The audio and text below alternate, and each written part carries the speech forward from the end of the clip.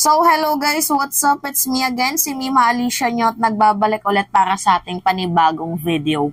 So, pag-usapan natin guys, itong ginawang pamamahiya, panlalaglag ni former President Rodrigo Roa Duterte sa kanyang dating spokesperson na si Harry Roque. Bakit kaya ganito ang ginagawa ni former President Duterte na talagang pinag-aaway niya ang kanyang mga masusugid, matatalik, talagang sagad na sa bones ang pagsuporta sa kanya? Alam nyo guys, itong si Roque, hindi na nga to nanalo bilang senador kasi nga po guys, nakitaan ng mamamayang Pilipino na parang tuta siya ni Digong. Sunod-sunuran siya dito kay Digong.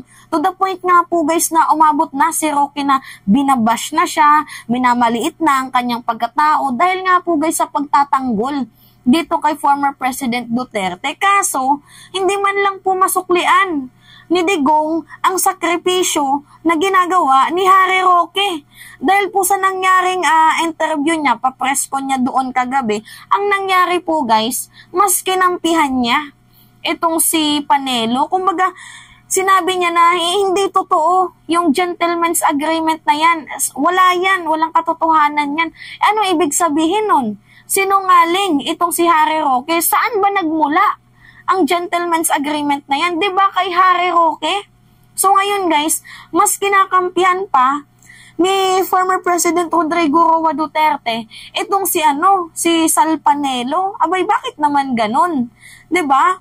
Huwag mo na lang sanang laglagin. Kasi ang nangyayari guys, pinapahiya ba ni former President Duterte itong kanyang masugid na supporters at ang malala dito, pinag-aaway niya guys. 'Di ba? Pansin nyo? At ewan ko rin dito guys, kay Harry Roque na pinapahiya na siya. 'Di ba? Nakikita nyo naman na hindi siya kinakampihan ni Digong. Hindi ko din lubos maisip kung bakit dyan pa siya nag-i-stay sa circle na yan na kung saan lagi siyang nagmumukhang sinungaling. Hindi to guys ang pinakaunang beses. Pangalawa na to. Diba kung matatandaan nyo, yung una, nung tumawag daw si Digong dito kay Harry Roque. Tapos ano yung sabi ni Harry Roque na itong si Digong daw anytime huhulihin. Kaya nga nag-vlog itong si Roque. Diba? Para mawala ang mga negative energy na yan.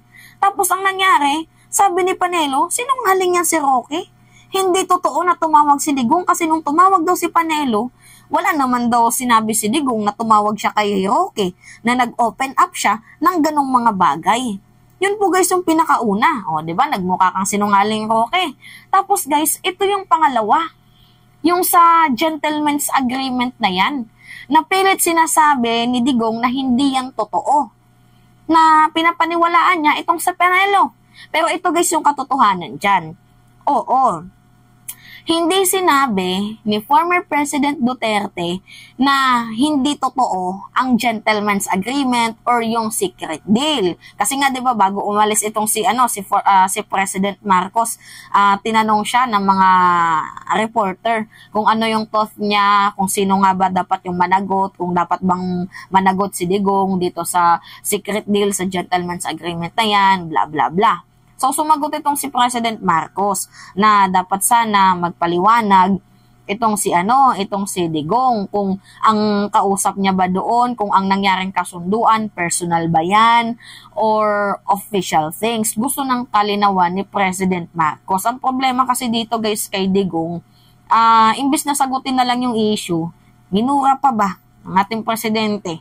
To the point na sinabi niya na, ikaw putang ina mo ka, second year high school ka lang, ganyan. Minaliit niya si President Marcos na instead sagutin na lang ng maayos ang tanong kasi gusto naman po guys ng ating Pangulo ng maayos na kasagutan, diba? Kasi wala po tayong klaradong message na nakikita kay Panelo at dito kay Roque kasi si Roque totoo daw na may agreement, si Panelo naman hindi totoo. Pero guys, ito na nga yung sinasabi ko. Ano nga ba yung katotohanan dito?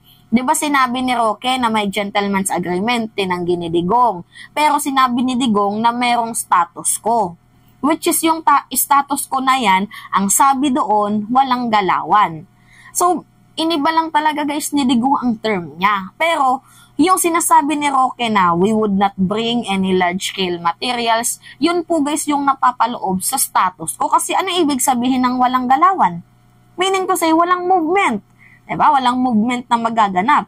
So meaning to say, hindi magdadala ng mga pangkumpuni, hayaan na babulok ang BRP Sierra Madre. Yan po guys ang status ko ni Digong at ng China, which is luging-lugi tayo.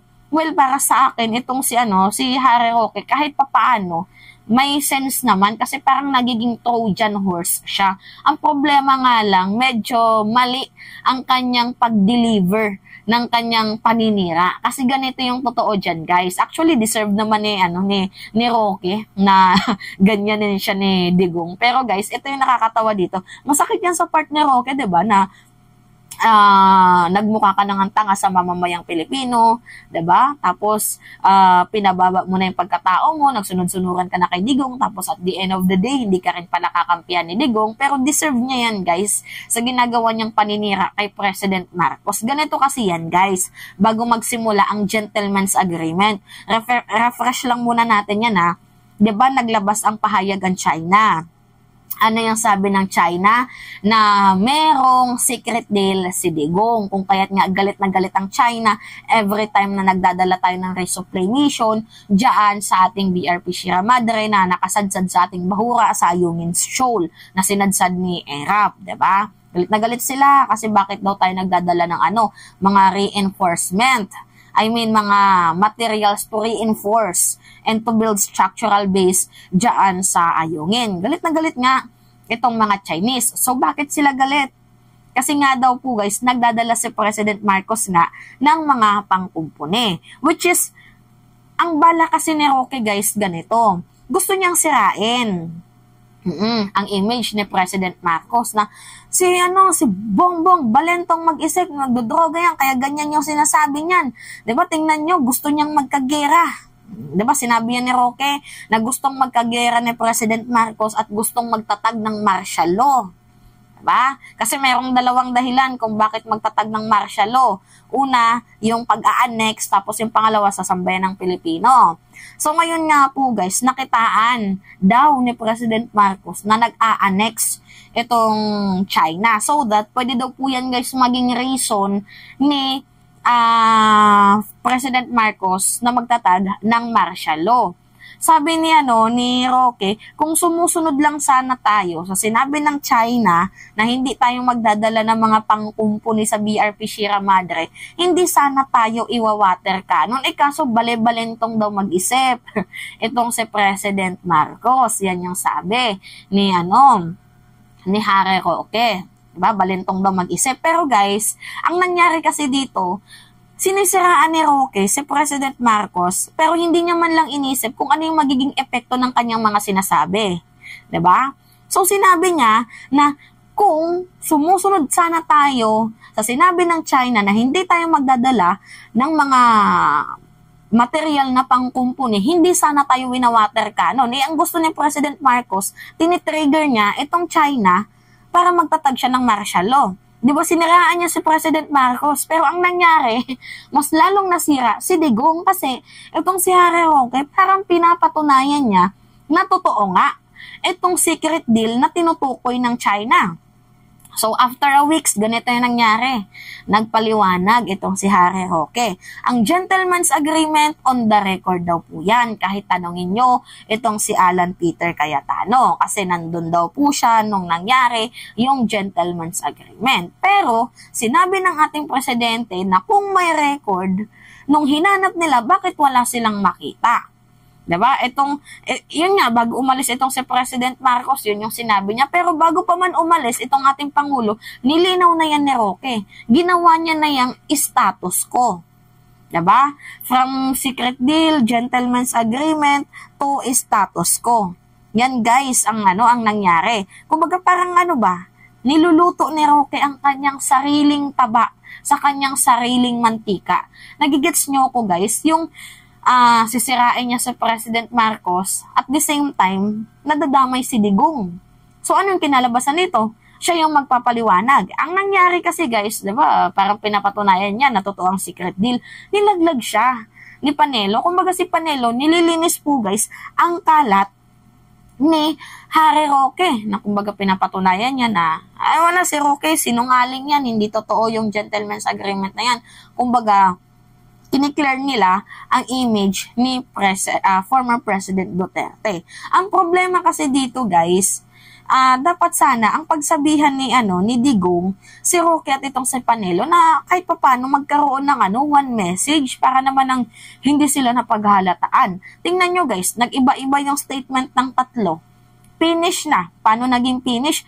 Oo, hindi nga sinabi ni Digong na totoo ang secret deal or yung gentleman's agreement, pero pinatunayan niya na meron silang status quo na walang galawan. Diba? Pinakita ko na yung video sa inyo kanina na wala daw pong galawan. Which is, ito yung nakakalungkot sa parte ni Roque, na parang napahiya siya doon. Abogado pa naman siya, pero parang ang tingin sa kanya ng tao ay parang sinungaling. Diba? Bakit sinungaling? Kasi hindi siya kinampihan ni Digong at mas pinanigan pa ni Digong itong si Panelo. Pero sa tingin nyo guys, deserve ba ni Harry Roque itong mga nangyayari sa kanya? Para sa akin, deserve na deserve niya. Kasi nga, sinisiraan niya itong si President Marcos. Pero I know, diba, na masakit po kay Harry Roque. So Harry Roque, total, hindi ka naman mabango tingnan sa inyong circle, wag ka na dyan. Oo, ibulgar mo na lahat ng pwede mong ibulgar. Nandito kami. Diba? Nandito kami. Hindi man kami susuporta sa iyo, pero tutulungan ka namin. Ibulgar mo na yung mga dapat pang ibulgar. Maging Trojan horse ka na lang. Yan na lang yung gawin mo. Total, hindi ka naman pinapahalagahan ng grupo mo. Magbulgar ka na lang. Diba? Maging Trojan horse ka na lang. Pansin nyo guys? Pero ang tanong dito, bakit to ginagawa ni Duterte? Diba? Bakit niya to ginagawa na parang pinag-aaway niya ang kanyang mga masusugid na supporters? Biruin mo, supporters mo, pag-aawayin mo. Diba? Una dito guys, yung sa pagtawag. Diba? Hindi sumang-ayon si Digong sa ginawang pag-vlog ni Roque, kaya nilinis ni Panelo to the point na pinagmukha nilang sinungaling itong si Roque. In the first place, masyado din kasing matabil ang bunganga ni Harry Roque. Kasi yung mga bagay ng mga ganyan, dapat mga secret yan, diba? Katulad din sa gentleman's agreement or status quo. Yung mga ganyang bagay, mga secret yan na hindi dapat binubulgar. Ang problema, matabil nga ang bunganga ni Harry Roque, which is yan po guys yung nagugustuhan natin. Kasi nang dahil sa kanya, nare-reveal po yung mga dapat mai-reveal. Diba na matagal nang tinatago na ngayon lang po natin nalalaman. Kagaya din sa Pogo. Diba? Maganda daw yung Pogo para makapagbigay daw ng buwis kay Duterte, sa taong bayan. Diba? Makapagbigay ng buwis kay Duterte, para sa mga proyekto. Diba? Narinig niyo si Harry Roque. Ganyan po guys, si Roque. So, sobrang matabilang dila. Nababanggit niya na yung totoo to the point na yan yung kinaayawan nila Duterte na nalalaglag sila sa ginagawang revelation ni Harry Roque. Oo nga, siniraan niya si President Marcos, pero ang nangyari, nadadamay si Digong. Mas malala pa yung comeback. Ayan yung sinasabi kong pangit gumanti ang karma. Anyway, ano yung thought nyo dito kay Harry Roque? Deserve niya ba to?